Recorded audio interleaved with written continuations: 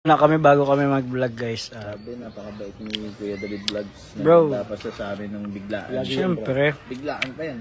Pagka, pupunta kayo dito, sabi lang sa'yo, mapaluto tayo. Sarap maluto si Lola Abi. Laging bro, masarap ang luto ni bro. Ito mga gulay-gulay ito. Para sa inyo yun, bro. Araw-araw, tagal na kasing ginagawa nila yan eh. Araw-araw silang nagluto para sa mga teachers, bro. Kasi mga teachers dito, walang sahod. Volunteer yan lahat. Parang ano nila yan, yung ministry nila, vocation nila kay Lord. Kaya sila nagtuturo.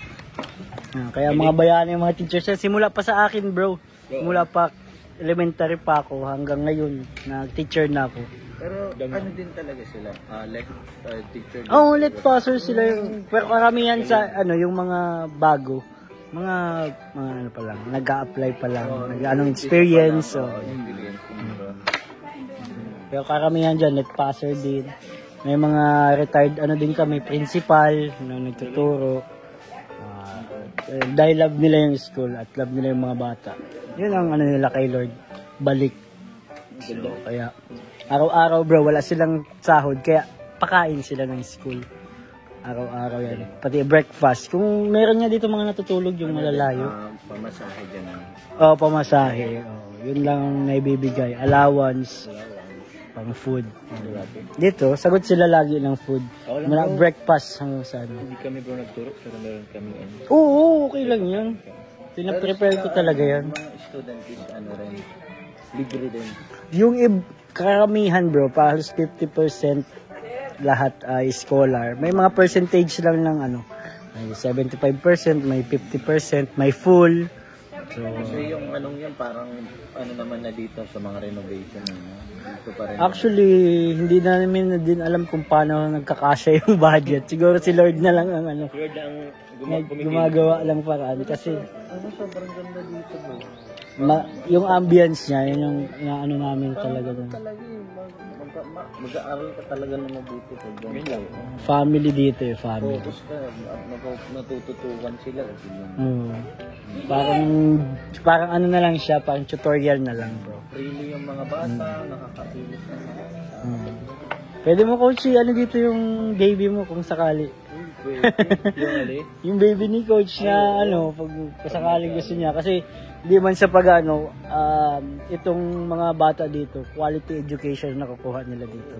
Bro, kasi since nakakaunti sila, lahat may tuturo na sa kanila ng teacher.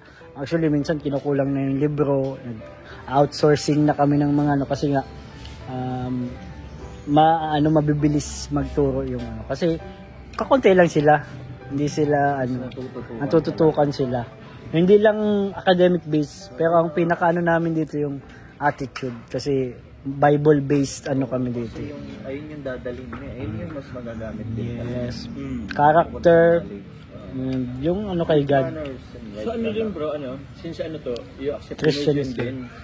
Oh, we accept donations. Bro, actually yung building na yan, galing yan sa Val Santos Matubang Linga Foundation. Salamat Kuya Val. May malaman na ganito, meron palang ganitong klase na school. Ever walang ngayon lang ako na. Maliit lang kasi yung school, low-key lang. Si Jimel Si Jimel, andyan si Jimel. Nag-aaral yan si Jimel. Anak mayaman na si Jimel, tiyo mo itsura. Grabe, gati, sa bundok lang yan nagtatrabaho. Dito rin galing si Pao, di ba? Si Pao, yan. Si Kakay. Dito sila nag-graduate. Actually, yung mga anak ni Kuya Bal, pero kay Rab, scholar yun lahat dito. Nung time nila talagang free, wala silang binabayaran halos. Mga books lang ang miscellaneous. Kaya maganda din ang nagagawa nitong school kahit maliit lang. Actually nagugulat nga yung mga nasa region na mga director pag pumunta dito. Ito lang pala ang school nyo, pero nakakapagpadala kami sa essay national contest, mga Bicol meet na mga competition. Oo, kaya nakakatuwa din. Siyempre by the grace of God. Yun yung nagagawa ng school. Kaya, salamat bro kasi nandito kayo. Kasi na-experience na kita nyo yung Kasi wala din ako dito. Oo naman. Kay Rab. Salamat kay Rab. Number 1 kayo. Magpakabusog kayo coach. Saka Joms. Meron ako bibigay mamaya. Sige bro. Salamat bro. Kain muna. Ayan bro. Ay! May take out ka ba bro? Yung request mo? Nag-offer kasi bro si Si Lola Ave. Si Lola mo po. Na kung ano, kasi bro, alam mo ba kasi, nagliligpit na siya. Tapos kumuha pa ako ng ano nito. Kasi masarap talaga bro. Kaya in-offer na kung gusto ko daw i-take out na habi ko. Sige bro. Sige bro.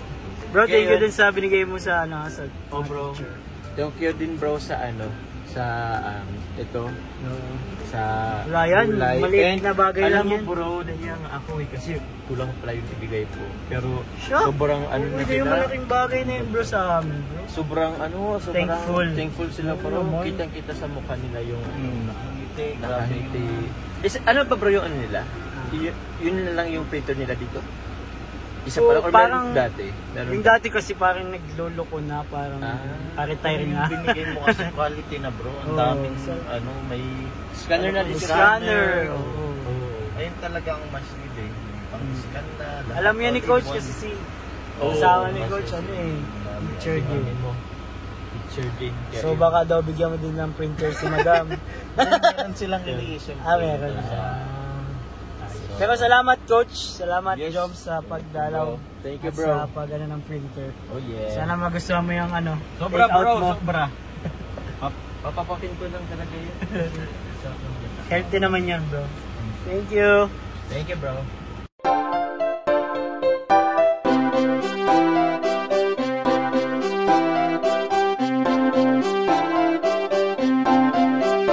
Pag-asa ay matatanaw at hindi ka maliligaw kay Kuya David Vlogs. Kuya David Vlogs, maliit pero malaki ang puso para sa kapwa, masiyahin at kaibigan nyo. Mga kalinga, laging nandyan, umaraw man o umulan, basta merong nangangailangan. Mabuti na kaibigan, kasamang lumaban sa kahirapan. Kahit anumang pagsubok para sa inyo, merong mabuti na puso, siya ang kalingap nyo.